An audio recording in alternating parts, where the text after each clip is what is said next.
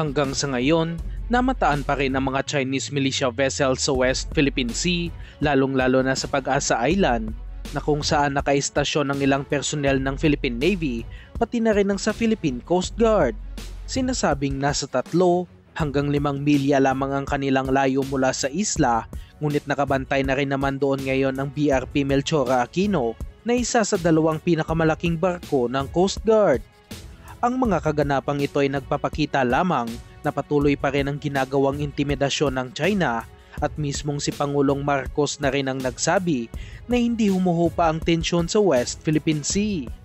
Dagdag pa ng Pangulo na seryoso ang gobyerno na ipagpatuloy ang AFP Modernization Program dahil na rin sa mga bantang ipinapakita ng China at sisiguraduhin itong magkakaroon ng mas modernong asset ang hukbong sindatahan.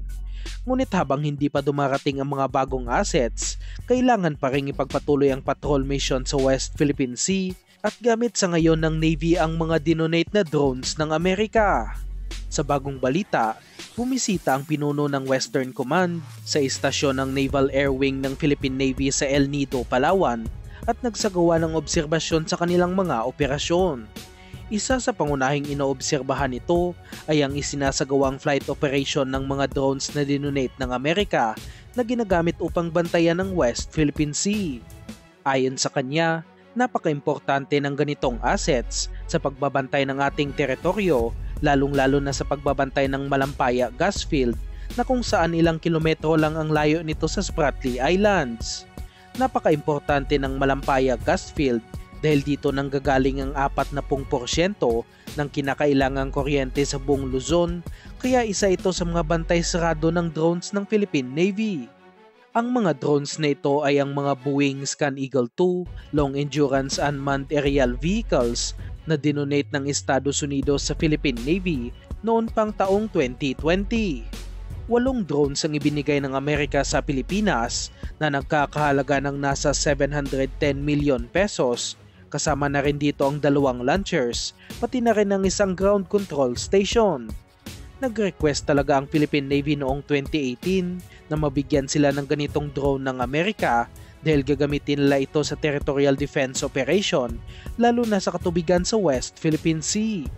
Hindi lang din ang Philippine Navy ang mayroong ganito dahil nag-donate din ang Estados Unidos noong 2018 sa Philippine Air Force ng nasa 6 na Scan Eagle drones na nagkakahalaga naman ng nasa 687 million pesos at kasalukuyang nakaistasyon sa Antonio Bautista Air Base sa Palawan. Napaka-importante ng drones na ito sa pagpapatrolya sa West Philippine Sea dahil kaya nitong tumagal sa ere ng aabot sa 20 oras at may range ito ng nasa 100 kilometro. Hindi na rin ito kinakailangan pa ng runway dahil gumagamit lamang ito ng launchers upang paliparin, kaya pwede itong i-deploy kahit saan man kinakailangan ng hukbong sindatahan.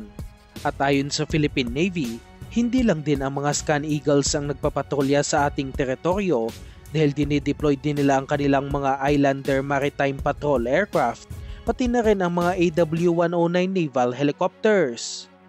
At sa isa pang balita, umaasa ang Department of National Defense na makakakuha pa ito ng mas maraming modernong assets mula sa Estados Unidos sa pamamagitan ng Enhanced Defense Cooperation Agreement o EDCA na mas lalo pang magpapalakas ng depensa ng bansa.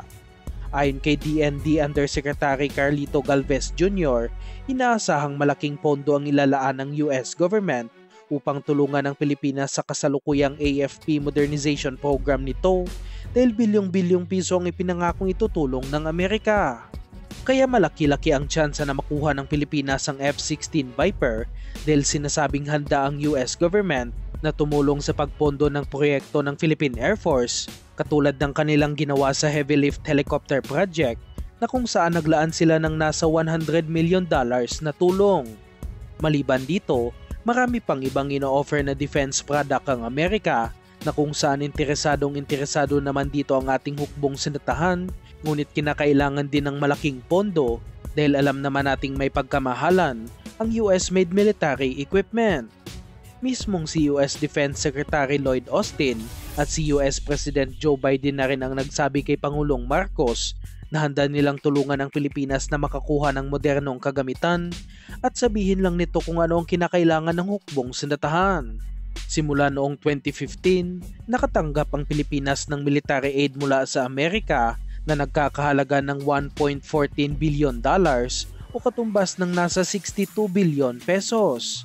Kaya inaasahang mas lalaki pa ito dahil na rin sa EDCA at umaasa tayong malaki ang mabibinipisyo dito ng Pilipinas. Samantalang nagpahayag naman ang mga eksperto ng Australia na dapat nang magtayo ang Pilipinas ng base militar nito sa Pag-asa Island sa kabila ng tumitinding tensyon dahil sa pagiging agresibo ng China. Ang pagtatayo umano ng base ng Pilipinas sa isla, katulad ng ginawa ng China sa kanilang mga artificial islands, ay nagpapakita na seryoso ang ating bansa na protektahan ang soberanya nito at hindi sila atras sa kahit anumang hamon ng China.